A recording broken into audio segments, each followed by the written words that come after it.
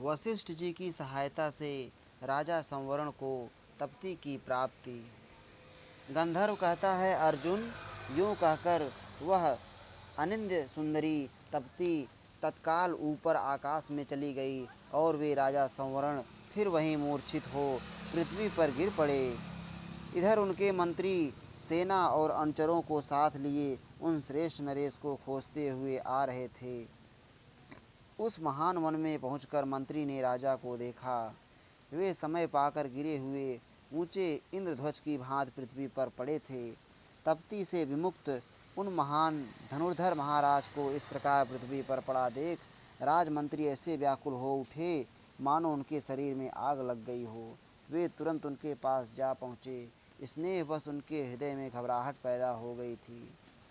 राजमंत्री अवस्था में तो बड़े बूढ़े थे ही, बुद्धि, कीर्ति और नीति में भी बढ़े चढ़े थे। उन्होंने जैसे पिता अपने गिरे हुए पुत्र को धरती से उठा ले, उसी प्रकार काम वेदना से मूर्छित हुए भून पालों के भी स्वामी महाराज संवरण को शीघ्रतापूर्वक पृथ्वी पर से उठा लिया। राजा को उठाकर उन्हें जीवित पाकर उनकी चिंता दूर हो गई। वे उठकर बैठे हुए महाराज से कल्याणमयी मधुर वाणी में बोले, नरश्रेष्ठ, आप डरे नहीं, अनघ आपका कल्याण हो। युद्ध में शत्रुदल को पृथ्वी पर गिरा देने वाले नरेश को भूमि पर गिरा देख मंत्री ने यह अनुमान लगाया कि ये भूख प्यास से पीड़ित एवं थके मादे हैं। गिरने पर राजा का मुकुट छिन्न भिन्न नहीं हुआ था, इससे अनुमान होता था कि राजा युद्ध में घायल नहीं हुए हैं। मंत्री ने राजा के मस्तक को कमल की सुगंध से युक्त ठंडे जल से सींचा। उससे राजा को चेत हो आया। बलवान नरेश ने एकमात्र अपने मंत्री के सिवा सारी सेना को लौटा दिया। महाराज की आज्ञा से तुरंत वह विशाल सेना राजधानी की ओर चल दी, परंतु वे राजा संवरण फिर उसी पर्वत शिखर पर जा बैठे। तदनंतर उस श्रेष्ठ पर्वत पर स्नान आज से पवित्र हो भगवान सूर्य की आराधना करने के लिए हाथ जोड़ ऊपर की ओर मुख किए वे भूमि पर खड़े हो गए। उस समय शत्रुओं का नाश करने वाले राजा संवरण ने अपने पुरोहित मुनिवर वशिष्ठ का मन ही मन स्मरण किया। वे रात दिन एक ही जगह खड़े होकर तपस्या में लगे रहे। तब 12वें दिन महर्षि वशिष्ठ का वहाँ शुभागमन हुआ। विशुद्ध अंतःकरण वाले महर्षि वशिष्ठ दिव्य ज्ञान से पहले ही जान गए कि सूर्य कन्या तप्ती ने राजा का चित्त चुरा लिया है। इस प्रकार मन और इंद्रियों को संयम में रखकर तपस्या में लगे हुए उक्त नरेश से धर्मात्मा मुनिवर वशिष्ठ ने उन्हीं की कार्य सिद्धि के लिए कुछ बातचीत की। उक्त महाराज के देखते देखते सूर्य के समान तेजस्वी भगवान वशिष्ठ मुनि सूर्यदेव से मिलने के लिए ऊपर को गए। ब्रह्मर्षि वशिष्ठ दोनों हाथ जोड़कर सहस्त्रों किरणों से शोभित भगवान सूर्यदेव के समीप गए और मैं वशिष्ठ हूँ यूँ कहकर उन्होंने बड़ी प्रसन्नता से अपना समाचार निवेदित किया। फिर वशिष्ठ जी बोले, जो अजन्मा तीनों लोकों को पवित्र करने वाले समस्त प्राणियों के अंतर्यामी किरणों के अधिपति धर्मस्वरूप सृष्टि और प्रलय के अधिष्ठान तथा परम दयालु देवताओं में सर्वश्रेष्ठ हैं, उन भगवान सूर्य को नमस्कार है। जो ज्ञानियों के अंतरात्मा जगत को प्रकाशित करने वाले संसार के हितैषी स्वयं भू तथा सहस्त्रों उद्दीप्त नेत्रों से सुशोभित हैं, उन अमित तेजस्वी सुरश्रेष्ठ भगवान सूर्य को नमस्कार है। जो जगत के एकमात्र नेत्र हैं, संसार की सृष्टि पालन और संहार के हेतु हैं, तीनों वेद जिनके स्वरूप हैं, जो त्रिगुणात्मक स्वरूप धारण करके ब्रह्मा विष्णु और शिव नाम से प्रसिद्ध हैं, उन भगवान सविता को नमस्कार है। तब महातेजस्वी भगवान सूर्य ने मुनिवर वशिष्ठ से कहा, महर्षि, तुम्हारा स्वागत है। तुम्हारी जो अभिलाषा हो उसे कहो। वक्ताओं में श्रेष्ठ महाभाग, तुम मुझसे जो कुछ चाहते हो, तुम्हारी वह अभीष्ट वस्तु कितनी भी दुर्लभ क्यों ना हो, तुम्हें अवश्य दूंगा। उत्तम व्रत का पालन करने वाले महर्षि, तुमने जो मेरा स्तवन किया है, इसके लिए मैं तुम्हें वर देने को उद्यत हूँ। कोई वर मांगो। तुम्हारे द्वारा कही हुई वह स्तुति भक्तों के लिए निरंतर जप करने योग्य है। मैं तुम्हें वर देना चाहता हूँ। उनके यूँ कहने पर महातपस्वी मुनिवर वशिष्ठ मरीचमाली भगवान भास्कर को प्रणाम करके इस प्रकार बोले। वशिष्ठ जी ने कहा, विभावसो, यह जो आपकी तप्ती नाम की पुत्री एवं सावित्री की छोटी बहन है, उसे मैं आपसे राजा संवरण के लिए मांगता हूँ। उस राजा की कीर्ति बहुत दूर तक फैली हुई है। वे धर्म और अर्थ के ज्ञाता तथा उदार बुद्धि वाले हैं। अतः आकाशचारी सूर्यदेव महाराज संवरण आपकी पुत्री के लिए सुयोग्य पति होंगे। वशिष्ठ जी के यूँ कहने पर अपनी कन्या देने का निश्चय करके भगवान सूर्य ने ब्रह्मर्षि का अभिनंदन किया और इस प्रकार कहा, मुने, संवरण संवरण राजाओं में श्रेष्ठ हैं, आप महर्षियों में उत्तम हैं और तप्ती युवतियों में सर्वश्रेष्ठ है। अतः उसके दान से श्रेष्ठ और क्या हो सकता है। तदनंतर साक्षात भगवान सूर्य ने अनिंद सुंदरी तप्ती को राजा संवरण की पत्नी होने के लिए महात्मा वशिष्ठ को अर्पित कर दिया।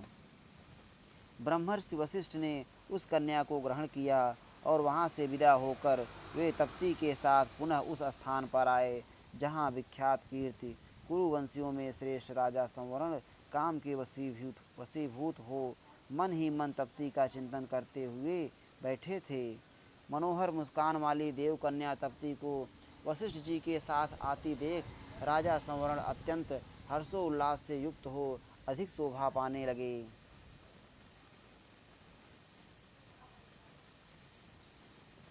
सुंदर भौहों वाली तप्ती आकाश से पृथ्वी पर आते समय गिरी हुई बिजली के समान संपूर्ण दिशाओं को अपनी प्रभा से प्रकाशित करती हुई अधिक सुशोभित हो रही थी।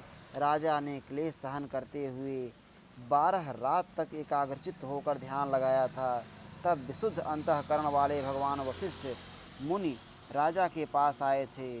सबके अधीश्वर वरदायक देव शिरोमणि भगवान सूर्य को तपस्या द्वारा प्रसन्न करके महाराज संवरण ने वशिष्ठ जी के ही तेज से तप्ती को पत्नी रूप में प्राप्त किया। तदनंतर उन नरश्रेष्ठ ने देवताओं और गंधर्वों से सेवित उस उत्तम पर्वत पर विधि पूर्वक तप्ती का पानी ग्रहण किया। उसके बाद वशिष्ठ जी की आज्ञा लेकर राजर्षि संवरण ने उसी पर्वत पर अपनी पत्नी के साथ विहार करने की इच्छा की। उन दिनों भूपाल ने नगर, राष्ट्र, वन तथा उपवनों की देखभाल एवं रक्षा के लिए मंत्री को ही आदेश देकर विदा किया। वशिष्ठ जी भी राजा से विदा ले अपने स्थान को चले गए। तदनंतर राजा संवरण उस पर्वत पर देवता की भांति विहार करने लगे। वे उसी पर्वत के वनों और काननों में अपनी पत्नी के साथ उसी प्रकार 12 वर्षों तक रमण करते रहे। अर्जुन, उन दिनों महाराज संवरण के राज्य और नगर में इंद्र ने 12 वर्षों तक वर्षा नहीं की। शत्रुसूदन, उस अनावृष्टि के समय प्रायः अस्थावर एवं जंगम सभी प्रकार की प्रजा का क्षय होने लगा। ऐसे भयंकर समय में पृथ्वी पर ओस की एक बूंद तक ना गिरी। परिणाम यह हुआ कि खेती उगती ही नहीं थी। तब सभी लोगों का चित्त व्याकुल हो उठा। मनुष्य भूख के भय से पीड़ित हो घरों को छोड़कर दिशा विदिशाओं में मारे मारे फिरने लगे।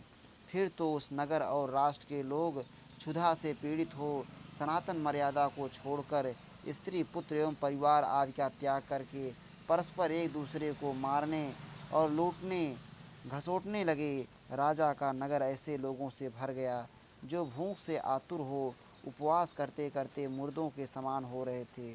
उन नर कंकालों से परिपूर्ण वह नगर प्रेतों से घिरे हुए यमराज के निवास स्थान सा जान पड़ता था। प्रजा की ऐसी दुर्वस्था देख धर्मात्मा मुनिश्रेष्ठ भगवान वशिष्ठ ने ही अपने तपोबल से उस राज्य में वर्षा की। साथ ही वे नृपश्रेष्ठ संवरण को, जो बहुत वर्षों से प्रवासी हो रहे थे, तप्ती के साथ नगर में ले आए। उनके आने पर दैत्यहंता देवराज इंद्र वहाँ पूर्ववत वर्षा करने लगे। उन श्रेष्ठ राजा के नगर में प्रवेश करने पर भगवान इंद्र ने वहाँ अन्न का उत्पादन बढ़ाने के लिए पुनः अच्छी वर्षा की। तब से शुद्ध अंतःकरण वाले नृपश्रेष्ठ संवरण के द्वारा पालित सब लोग प्रसन्न रहने लगे। उस राज्य और नगर में बड़ा आनंद छा गया।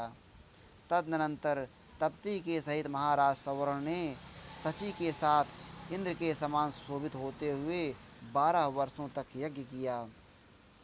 गंधर्व कहता है, कुंती नंदन, इस प्रकार भगवान सूर्य की पुत्री महाभागा तप्ती आगे पूर्व पुरुष संवरण की पत्नी हुई थी, जिससे मैंने आपको तपती नंदन माना है।